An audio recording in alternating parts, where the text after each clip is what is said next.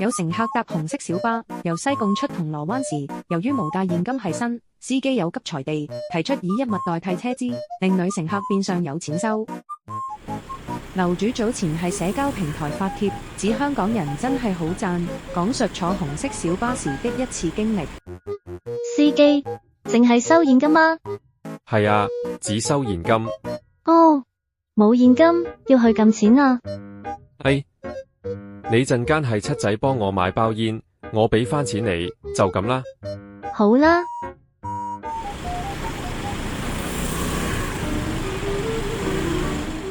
你依家就幫我買包煙啦。買邊隻牌子啊？紅曼啊，知唔知個包裝紅色嘅？好啦。個次車費25蚊兩個，而一包煙好似80蚊，司機就俾返30蚊女乘客。有回應的網民就查問，仲未理解到，萬一乘客中途落車買唔切煙點算？同埋點解係25蚊兩個？其實乘客撳錢再搭下一架，係咪會快過上車再幫司機買煙呢？樓主就回應時解話，冇中途站㗎，西貢滿客直鏟銅鑼灣尾站，齊人就開車。